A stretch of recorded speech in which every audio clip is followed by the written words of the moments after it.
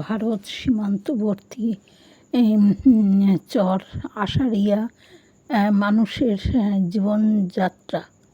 চর আষাঢ়িয়া দহ চর পদ্মা নদীর গা ঘেঁষা বিদিরপুর ঘাট।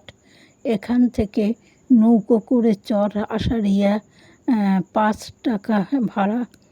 পদ্মা নদী পার হয়ে আষাঢ়িয়া চরে পৌঁছলাম। দূর থেকে এই চরটির দৃশ্য তুলি দিয়ে আঁকা ছবির মতো।